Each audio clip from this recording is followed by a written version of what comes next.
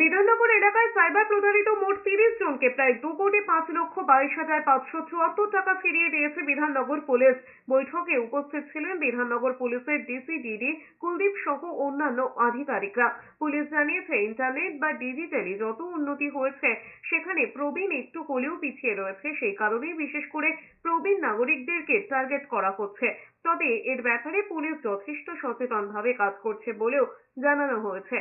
नूतन लोग जाने परंतु যে হয়তো একটু বিকজ অফ টেকনোলজি গ্যাপ যেহেতু ওল্ড এজ লোক আছে হয়তো ওনারা এ বুঝতে পারছে না কি ওরা আমার সঙ্গে সত্যি কথা বলতে কি মিথ্যা আছে, ওর জন্য একটু এ হতে মানে এ হচ্ছে, পরন্তু মানে স্পেসিফিক টার্গেট গ্রুপ আছে এটা নেই। তো ইন্টারনেট বাড়ছে, ডেফিনেটলি ওর সঙ্গে যে কোলাটেরাল জিনিসটা আছে ওটাই বাড়বে, এর মধ্যে কোনো নিঃসন্দেহ নেই।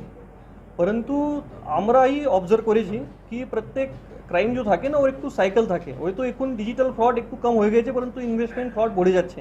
এদিকে প্রতারিত টাকা ফেরত পেয়ে খুশির হাওয়া বইছে প্রতারিতদের। পাশাপাশি পুলিশের তৎপরতায় প্রতারকরা গ্রেফতার এবং টাকা উদ্ধার করতে পারায় খুশি পুলিশ মহলও। আমি ওনাদেরকে ফোনও করিনি, যখন যখন ওনারা শুধু ডেকেছেন আমাকে তখন আমি শুধু গেছি।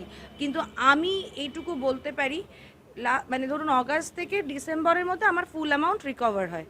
তো যে তৎপরতা মানে ওনারা দেখিয়েছেন, মানে আমার টাকা গেছে কিন্তু ওনারা যেভাবে কাজ করেছেন। এই সাইবার থানায় এলাম, আমি এফআইআর করলাম, তারা বললো ঠিক আছে। তারপর আমি কোর্ট কেস হলো, একটা কেস করার পর মোটামুটি কয়েকদিনের মধ্যে পুরো টাকা রিটার্ন পেয়েছি।